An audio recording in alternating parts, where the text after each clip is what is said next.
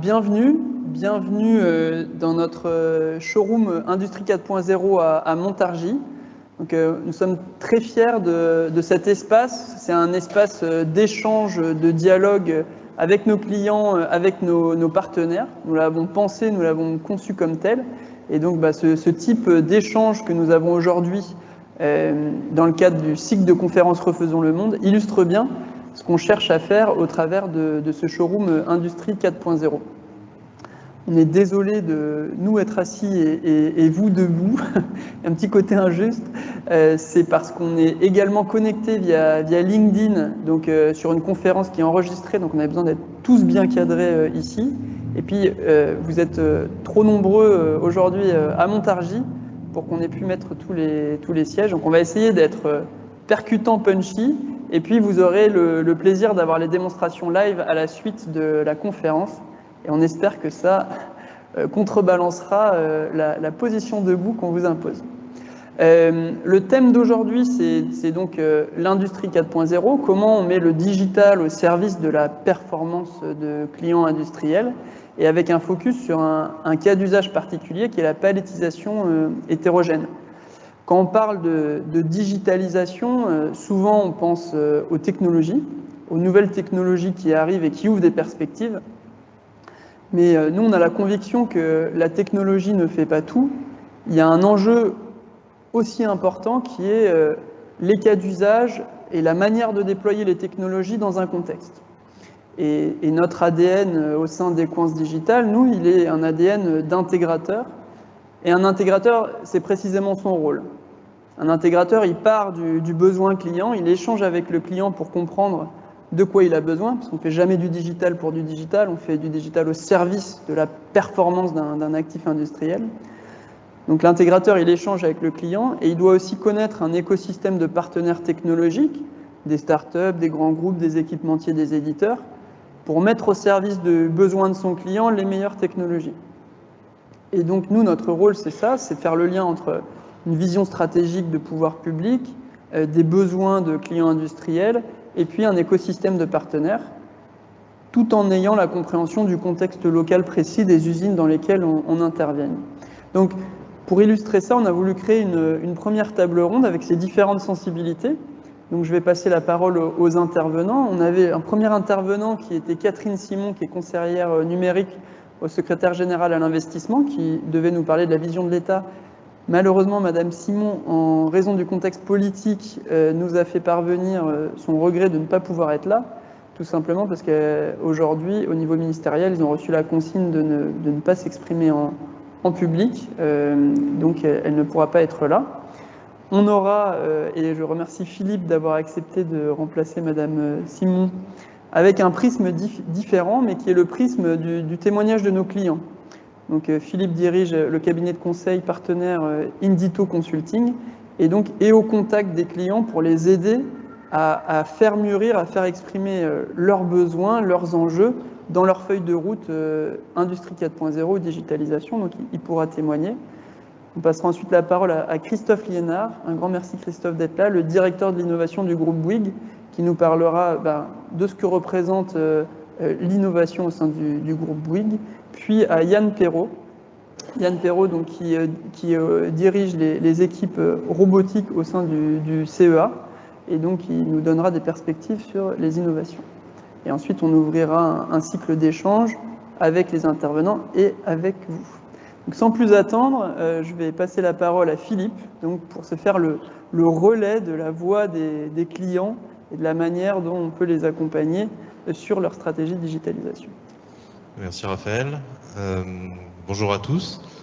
Le point de départ pour nos clients, il est toujours le même. Ça fait, ils affrontent des crises les unes après les autres, et deux qui les ont particulièrement marquées ces derniers temps, qui sont la crise climatique et la crise géopolitique, qui ont rebattu les cartes de l'industrie. Des nouveaux défis à adresser par eux, être capable de reprendre la main sur leur supply chain, qui souvent était un peu perdue. On a vu les effets sur le prix du transport depuis le Covid, mais qui baissent et qui remontent. On a vu qu'on avait perdu la main sur certains approvisionnements, notamment pour les raisons de guerre en Ukraine, par exemple, ou les interactions avec la Russie. Et puis, on a vu que on ne peut plus contourner la crise climatique, nos clients non plus. Et aujourd'hui, ils sont à la recherche de solutions. Ils doivent adresser ce triple défi, peu importe leur cœur de métier, qu'ils soient dans l'agroalimentaire, qu'ils soient dans l'industrie lourde, qu'ils soient dans l'ingénierie des procédés. On a vraiment ce point de départ qui est commun, c'est aujourd'hui, on est face à des enjeux métiers qui sont nouveaux, différents, qui évoluent en permanence, et nos industries, qui sont souvent assez lourdes à faire bouger, doivent bouger plus vite. Et là, le digital a un vrai rôle d'accélérateur. Et il y a 4 dimensions qu'on adresse régulièrement chez nos clients qui leur permettent d'accélérer ces transformations, d'être plus résilients, d'être plus souples. Le premier, c'est évidemment la data et l'IA. Je ne vais pas m'étendre dessus, je pense que mes voisins le feront bien mieux que moi.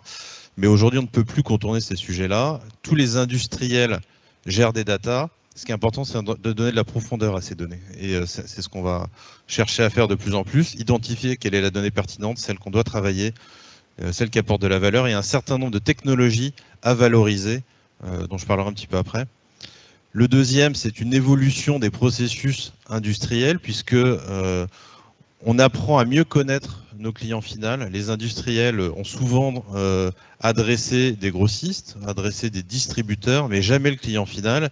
Et aujourd'hui, on est dans un monde où les clients cherchent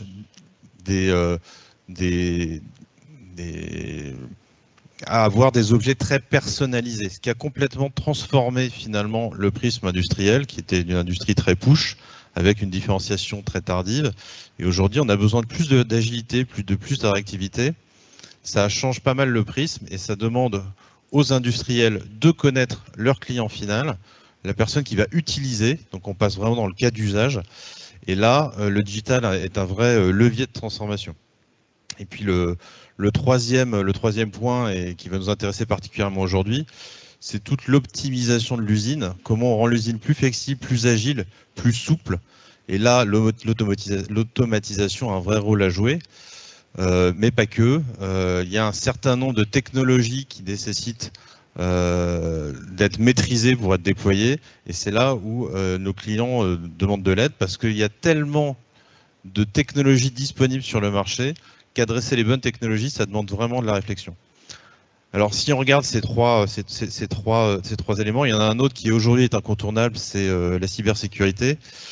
Et on a vous avez tous des besoins de cybersécurité qui deviennent exponentiels. On ne peut plus contourner ce sujet-là. Et c'est pareil, le choix des technologies à adresser, il est clé pour avoir les retours que vous pouvez attendre et que vous êtes en droit d'attendre de ces technologies-là. Donc finalement, nos clients aujourd'hui sont vraiment confrontés au choix d'un panel de technologies tellement large qu'il n'est pas évident d'en faire le tri. Donc on voit des initiatives digitales qui plopent un peu partout, dans l'usine, mais aussi dans la direction commerciale, sur les achats, et tout ça souvent est fait de manière très silotée. Ce qu'on voit apparaître, c'est que finalement les clients qui s'en sortent le mieux, c'est ceux qui arrivent à avoir une vision transverse et qui vont remonter d'un cran, dire finalement quel est le besoin de mon client final et comment je vais l'adresser sur toute la longueur de la chaîne, des appros en amont à la transformation, à la production et à la distribution. Et là, il y a un ensemble de technologies à déployer qui est assez intéressant d'adresser. C'est vraiment d'avoir ce prisme transverse et c'est ce qu'on va faire maintenant le plus souvent avec nos clients, repartir des cas d'usage, réfléchir à où est votre entreprise, où elle veut être dans 5 ans, quels sont vos clients, quels sont les cas d'usage, et uniquement après, on va commencer à réfléchir technologie et industrie 4.0. Et un dernier point qui m'a particulièrement marqué, j'étais à Hanovre il y a quelques semaines à la Hannover Messe. Une des technos qu'on adresse de plus en plus autour de la robotisation, c'est l'arrivée des cobots. Alors il y en a déjà dans les usines depuis un petit moment, mais là il y a une véritable transformation qui s'opère, et c'est notamment le lien avec l'industrie 5.0, c'est d'être capable de faire vivre l'humain et la machine dans le même environnement. Et on voit que finalement, la cohabitation des robots et des humains se fait de plus en plus, que les grilles que vous voyez autour, elles sont en train de disparaître parce qu'on va mettre des capteurs sur les robots. Donc on arrive vraiment à avoir des usages complètement transverses et l'usine devient très agile quand elle arrive à combiner au bon moment la bonne partie du robot et la bonne partie d'être humain. Donc voilà le panel aujourd'hui de ce qui se fait, de comment on voit les choses et je te prends la parole. Merci Philippe, et je vais tout de suite la passer à Christophe. Philippe a évoqué l'enjeu de nos clients qui est la diversité des technologies et comment choisir par rapport à cet enjeu d'agilité. Et Christophe, pour un groupe comme le groupe Bouygues, on a aussi, nous, à aider nos clients à choisir. Et pour les aider à choisir, il faut qu'on connaisse cet écosystème de partenaires technologiques et d'innovation. Donc comment est-ce que vous gérez ça? Comment est-ce qu'on gère ça au sein du groupe Bouygues? Très bien, merci beaucoup de m'accueillir aujourd'hui. Et effectivement, pour rebondir sur ce que disait Philippe à l'instant, l'important c'est d'avoir finalement une vision et d'être un peu en épervier sur un sujet pour avoir la capacité de prendre de bonnes décisions. Alors, moi effectivement, je suis patron central de l'innovation du groupe Bouygues, qui est un groupe dans lequel il y a 6 métiers, 3 métiers dans la construction, Bouygues Immobilier, Bouygues Construction, Colas pour la construction, Equance bien sûr, qui nous accueille aujourd'hui, TF1 et Bouygues Télécom. Et donc l'intérêt d'avoir un groupe diversifié, c'est que justement on peut être une jolie plateforme pour pouvoir échanger des sujets, des technos, des visions. Donc on a organisé ça au sein de Bouygues SA, donc la maison mère, autour de cette direction centrale de l'innovation, sur lequel on a 3 piliers d'action. Un premier pilier d'action autour de ce qu'on appelle Explore, comment on est en alerte sur la planète entière des éléments, des signaux faibles qui sont en train d'arriver. Donc on a pour cela un bureau de veille à Tokyo qui s'occupe de la plaque Asie-Pacifique, un bureau de veille aux États-Unis, à San Francisco, des partenaires dans le Moyen-Orient, et puis surtout également des liens forts avec un écosystème, comme tu le disais, écosystème avec le MIT. On est partenaire depuis de nombreuses années du programme ILP, Industriel Liaison Programme, qui nous alimente finalement en signaux faibles sur l'aspect académique. On organise d'ailleurs tous les ans, et vous êtes invités, si vous le souhaitez, à une grande journée qui aura lieu cette année le 17 octobre avec le MIT. On a la même chose avec le PFL, qui ont un programme qui s'appelle Kinova, sur lequel un certain nombre de grandes entreprises participent. Et on a également co-créé un certain nombre de think tanks ou d'écosystèmes en lien avec d'autres industriels. Je citerai par exemple celui que l'on a avec le CEA qui s'appelle IDEAS Laboratory, dans lequel on trouve EDF, Schneider, Vicat, le groupe Bouygues et le CEA, et sur lequel ensemble on réfléchit à des scénarios pour le futur. Mais on pourrait également citer Futura Mobility, où cette fois-ci c'est l'écosystème des industriels de la mobilité. Et puis un troisième qui intéresse l'IA, qui est Impact AI. On a cofondé en 2018 un think tank qui s'intéresse à l'impact de l'intelligence artificielle sur l'éducation, le travail, la santé et l'éthique. Et aujourd'hui, cet écosystème, ce collectif, représente à peu près 80 entreprises, la moitié du CAC 40, des ETI, des startups, des gens du monde de l'éducation, et qui fait référence sur la manière dont l'IA pénètre dans nos entreprises. Et ça, je pense que c'est important. Ensuite, on a un deuxième pilier. Après ce pilier Explore, on a un deuxième pilier qui s'appelle Cross and Catalyze. Comment finalement, au sein de ce groupe, forcément un peu siloté, chacun un peu à un moment donné est un peu dans son couloir de nage, comment on arrive à désiloter pour être plus pertinent, plus puissant et voir les choses plus globalement. Donc on le fait sur l'IA, on a créé une communauté data IA. Donc avant l'arrivée de l'IA générative, on l'avait déjà créé sur l'aspect, j'allais dire, data et IA. Donc c'est une personne de mon équipe, Franck Moine, qui pilote cette communauté. L'idée, c'est de faire travailler ensemble finalement l'ensemble des data scientists du groupe, et notamment de les faire travailler sur des sujets d'autres métiers. Et ça, c'est à mon avis extrêmement important. Et puis est arrivé bien sûr l'IA générative il y a un peu plus d'1 an, et là c'est la question, c'est comment on arrive à passer à l'échelle sur des cas d'usage simples. Et là, je vois nos amis de Bouygues Télécom qui sont là, ont été les premiers dans notre groupe à passer à l'échelle sur 15 millions de clients, sur une application d'IA générative qui est extrêmement intéressante parce que ça permet aux clients de ne pas répéter 3 fois son histoire à un conseiller clientèle, ça permet aux conseillers clientèle d'être plus pertinents dans les réponses. Et donc, on voit bien des applications très concrètes de l'IA et de l'IA générative aujourd'hui. Et on a également mis en place une petite structure à la fois par métier et puis par, j'allais dire, direction centrale, les RH, le juridique, la finance, pour pouvoir déceler les bonnes applications, les applications qui peuvent être porteuses de jolis sujets pour le futur. Et ensuite, on a un troisième pilier que l'on appelle Change, où là, on aide nos patrons internes, patrons opérationnels, à se transformer et à justement mettre en place l'ensemble de ces dispositifs au sein du groupe. Et puis, une fois qu'on a ces 3 piliers, on a choisi 3 priorités. Et donc, une première priorité qui est la décarbonation de nos métiers. Et là, l'ensemble des dispositifs industriels sont extrêmement intéressants pour pouvoir décarboner nos métiers. J'étais la semaine dernière à Zurich dans la journée de Climeworks qui avance de manière considérable sur la manière dont on va récupérer le carbone de l'atmosphère. On vise le 1 gigatonne à horizon 2050, donc c'est considérable.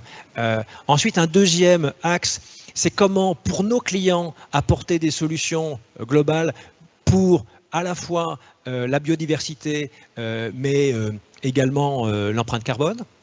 Et puis un troisième axe, bien sûr, comment accélérer pour nous et pour nos clients l'IA, la pénétration de l'IA dans nos entreprises. Voilà, en quelques mots, à la fois nos 3 piliers et nos 3 axes très clairement établis sur lesquels on est tout à fait dans un écosystème et dans un écosystème ouvert. Et comme tu le disais, je pense qu'il y a un sujet qui n'est pas de l'IA, mais qu'on a travaillé ces dernières semaines sur l'eau et au sens stress de l'eau pour nos industries et on s'est dit on va pas le faire tout seul, donc on l'a fait avec Veolia, Total Energy, Aegis et puis Aliaxis, et je pense que c'est ensemble qu'on peut le faire ensemble, à la fois dans le monde académique et à la fois dans le monde industriel. Merci. Un grand merci Christophe, et donc vous voyez l'intérêt donc pour des réseaux d'entités comme les nôtres au sein d'Equance Digital d'être depuis 2 ans dans le groupe Bouygues. Ça nous permet justement de bénéficier de ces renvois, ces comparaisons avec des secteurs différents, notamment Bouygues Télécom.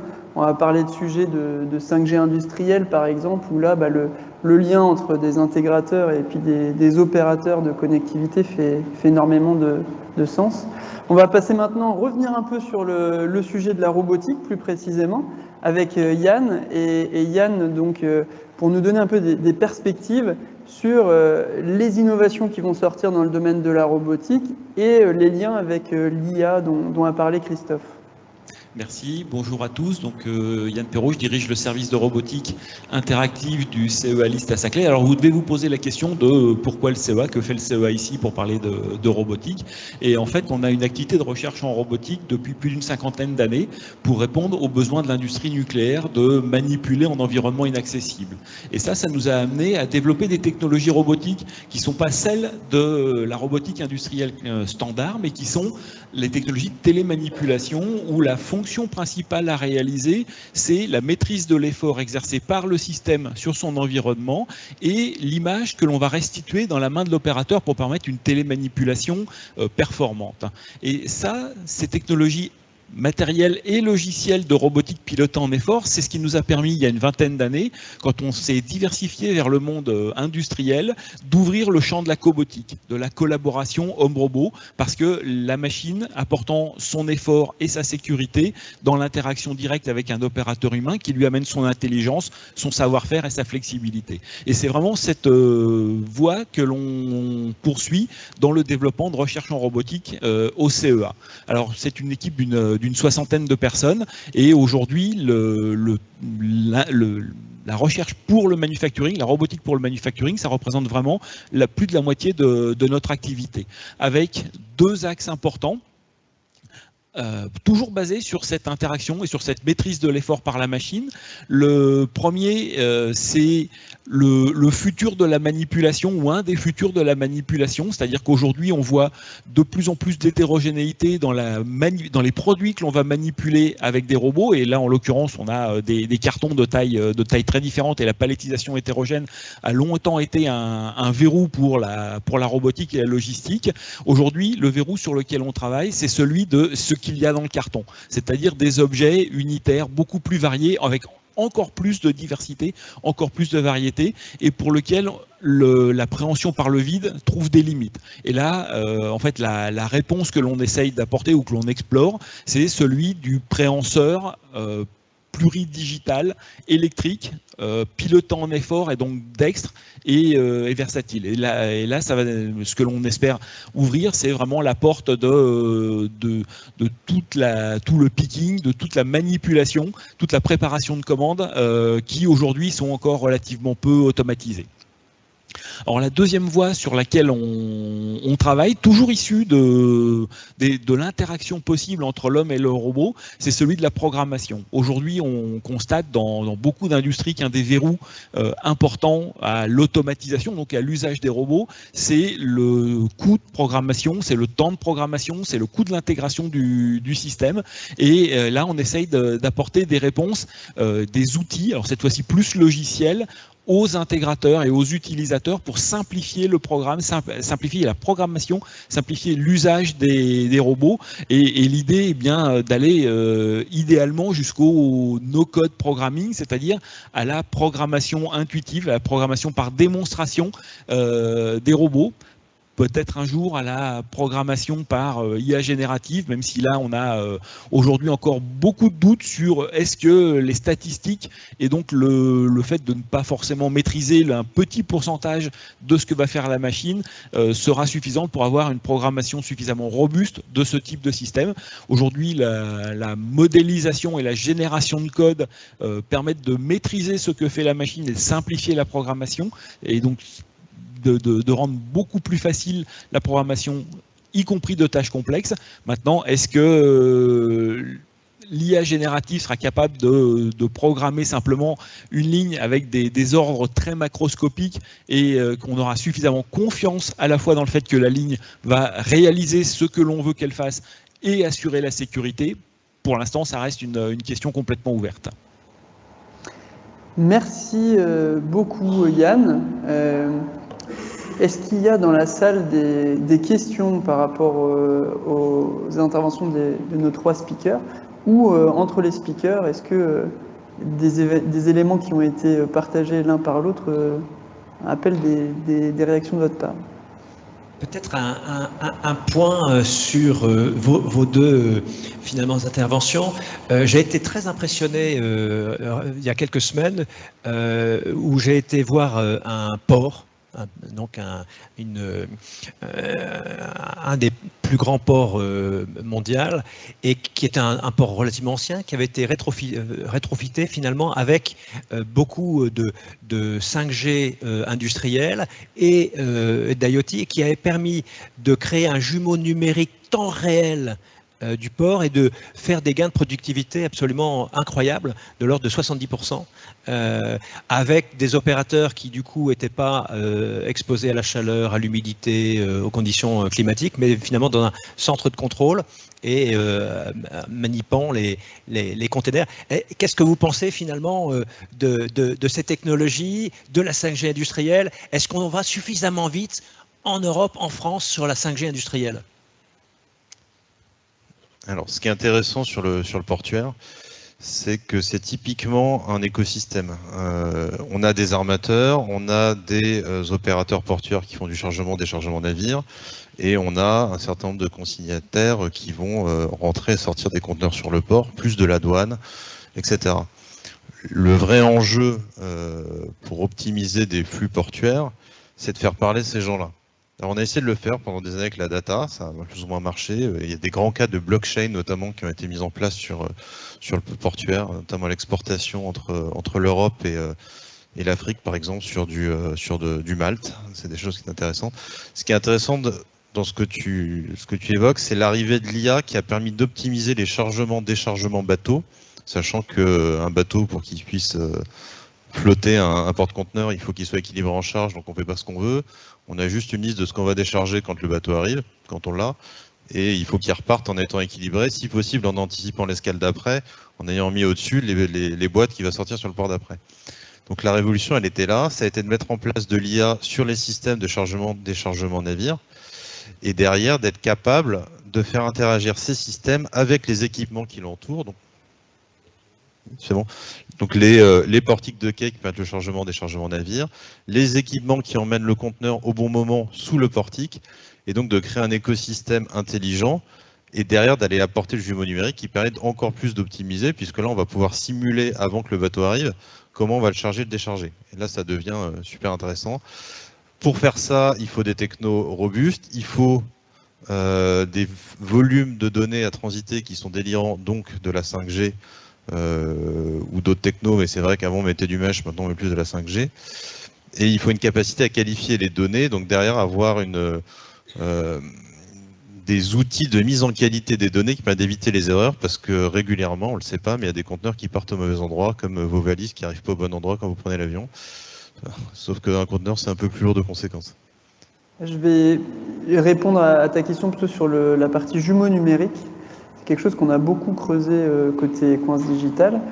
Et alors d'abord, jumeaux numériques, c'est un mot un peu valise, derrière lequel, d'un secteur à l'autre, les gens mettent des choses qui peuvent être très différentes. Et moi, il y a un écueil contre lequel je mets en garde sur les jumeaux numériques, c'est l'espèce de croyance qu'il suffit de mettre toutes les données au même endroit et de les visualiser, et puis ça va être super. Il y a beaucoup de gens qui pensent le jumeau numérique comme ça, on connecte tout, on met tout, et puis vous allez voir, ça va être génial. Ben, on a vu, et il y a plein de fois on a vu, technologiquement c'est pas évident de tout mettre ensemble, et en plus, c'est pas le primordial. Le primordial, c'est de se dire, mais pourquoi ? C'est quoi le cas d'usage ? Qu'est-ce qu'on veut adresser aujourd'hui qu'on ne sait pas faire ? C'est quoi nos problèmes aujourd'hui, comme l'a très bien dit Philippe tout à l'heure dans son introduction ? Et en fait, le jumeau numérique, il faut le penser à partir de ça. C'est quoi vos problèmes ? C'est quoi vos sujets ? Et ensuite, c'est quoi vos données ? Plutôt que mettons toutes les données ensemble et on verra bien. On revient sur la vision dont tu parlais tout à l'heure. Je confirme sur l'importance effectivement du jumeau numérique, qu'il soit fonctionnel pour les aspects flux et utilisant les données, mais également sur l'usage des jumeaux numériques utilisant la 3D et cette fois-ci plutôt couplé au temps réel pour amener des performances de sécurité et de flexibilité d'usage au fonctionnement des robots. On a des cas d'usage très simples, très basiques, qui ont bien fonctionné dans ce que dit Yann, où tout simplement vous prenez une maquette BIM existante et vous pensez les enjeux de sécurité, de flux de personnes sur un chantier à partir d'une maquette BIM. Donc là, vous avez des données temps réel sur les gens qui travaillent dans quelle zone, sur les machines qui sont mises, c'est quoi leur rayon d'action. Vous avez l'environnement 3D, et là, votre enjeu, c'est la sécurité, c'est l'optimisation des flux de personnes, et c'est clair. Mais à l'inverse, moi j'ai vu des cathédrales technologiques dans lesquelles on avait tout mis ensemble, et puis on vous montre ça dans des grands murs d'images, on vous dit c'est génial, on a ça, et pourquoi ? Et poser cette question, c'est souvent la question qui est la plus importante. Et puis juste un dernier cas d'usage sur le jumeau numérique, si on ne le pense pas justement sur toute la chaîne, et je suis tout à fait d'accord avec ce que tu viens de dire, j'ai vu récemment une problématique de remplacement d'un équipement sur une chaîne de production.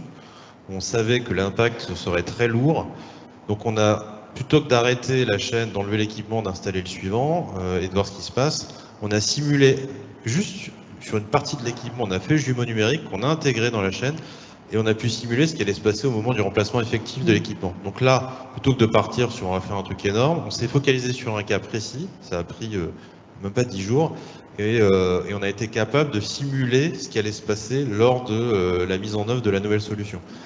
Et la bonne nouvelle, c'est que quand ça a été fait, c'était conforme à ce qui avait été prédit par le jumeau. Donc on est faut vraiment prendre des cas d'usage simples et pas chercher à faire des... alors j'adore, hein, c'est très joli les usines jumeaux numériques complètes dans lesquelles on se balade avec des lunettes, mais l'usage, je ne l'ai pas encore. Moi. Est-ce qu'il y a des questions dans la salle ? N'hésitez pas, David a un micro. Sinon, moi, il y a une question que je voulais poser. Levez la main et prenez un micro. En attendant, moi, il y a une question pour Christophe, qui est, dans l'écosystème d'innovation, comment on gère à la fois des partenariats avec des très très gros équipementiers, éditeurs, ici vous voyez qu'on a nos partenaires en robots par exemple, et aussi rester à l'affût des jeunes pousses, des startups, qui amènent des nouvelles idées et parfois un peu différentes. Oui, alors comment on a réussi à concilier ça dans le groupe? On a créé en fait un certain nombre de fonds d'investissement. Il y en a à peu près un par métier, puis un au niveau du groupe complet, qui permettent de soutenir finalement financièrement, de prendre une participation minoritaire dans la start-up de manière à l'aider dans sa phase d'amorçage, de démarrage. Donc on a actuellement une quarantaine de start-up dans lesquelles on a ce genre de participation. Mais mieux, c'est de pouvoir finalement les embarquer dans du vrai business pour leur apporter finalement une pérennité business. Donc j'ai un cas très précis en ce moment sur de la robotique, et c'est un système de robots qui permettent de faire de l'isolation par l'extérieur sur les bâtiments.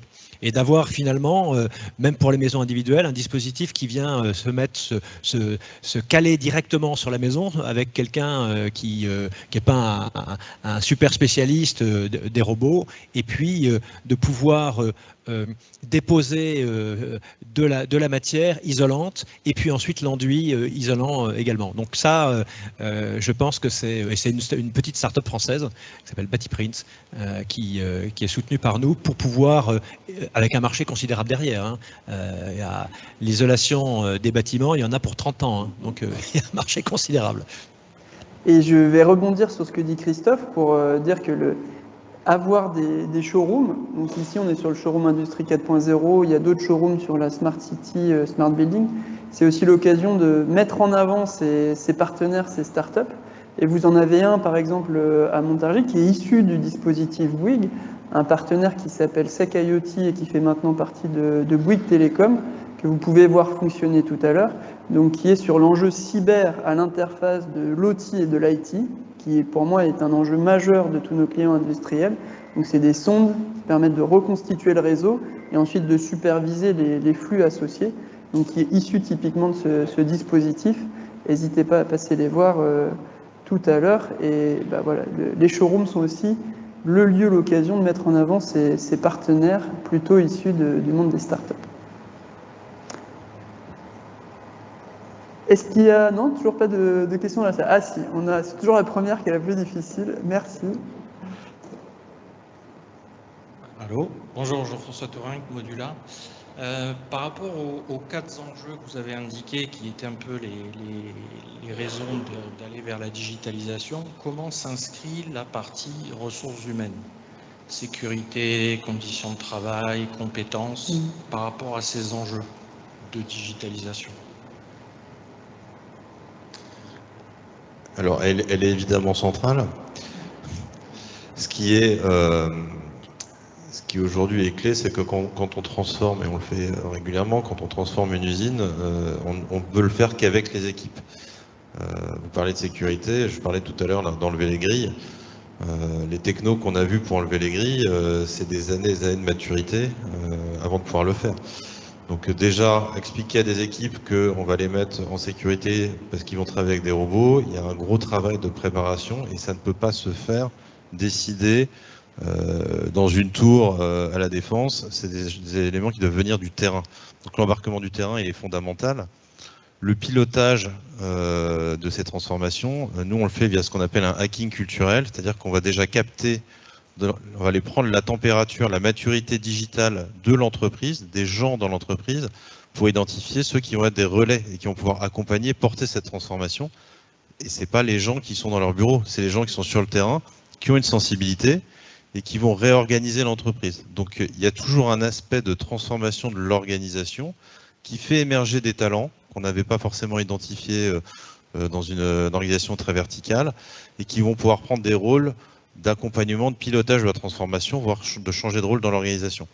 Donc c'est vraiment fondamental, quand on fait ces transformations-là, de faire ces diagnostics de maturité, d'identifier les relais et de s'appuyer dessus pour accompagner les transformations. Ouais, je vais apporter un témoignage complémentaire parce que ce qui est assez frappant quand c'est bien fait, que cet accompagnement-là est bien fait, c'est que l'acceptation, elle va au-delà de ce que l'on avait pu imaginer et des craintes que l'on pouvait avoir par rapport au risque d'introduction de ces nouvelles technologies. Et l'exemple le plus frappant, c'est dans une usine de l'industrie agroalimentaire où il y a eu une transformation complète des flux logistiques à l'intérieur de cette usine par l'introduction d'AGV. Et en fait, il y avait une vraie crainte de l'acceptation de ces AGV par les opérateurs dans l'usine et qui finalement a été un vrai succès, une vraie acceptation et des retours qui étaient mais maintenant on n'a plus peur de se déplacer dans l'usine, on n'a plus peur du cariste, on n'a plus peur de se faire renverser. L'AGV, on sait qu'il passe toujours au même endroit, qu'il gère la sécurité, que si je suis devant, il va s'arrêter, et donc avec une vraie motivation, une vraie acceptation de ces technologies-là dans l'usine. Et on voit la même chose avec l'usage des robots en environnement ouvert. On a aussi ce type d'acceptation et finalement d'ouverture de l'espace de travail, tout en étant sûr que la sécurité est parfaitement gérée. Donc ça s'accompagne vraiment bien. Et j'en profite pour faire un petit coup de pub aussi par rapport à cette question.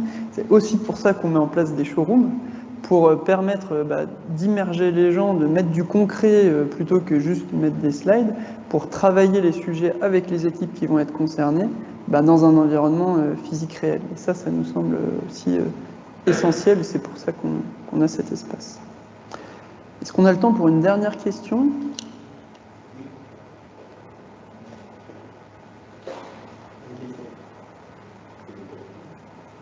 Non ? C'est clair ? Écoutez, merci pour cette première session. On va ensuite passer à... Donc, merci aussi à tous ceux qui sont connectés à distance. Et on va ensuite passer à une deuxième session. Donc là, on va rentrer, on a beaucoup parlé de l'enjeu de partir des cas d'usage pour aller ensuite vers les technologies. Et la prochaine partie de la table ronde va justement illustrer ça, puisqu'on va parler d'un cas d'usage réel qui a émergé ici et puis qui s'est traduit par aujourd'hui une ligne de production en fonctionnement.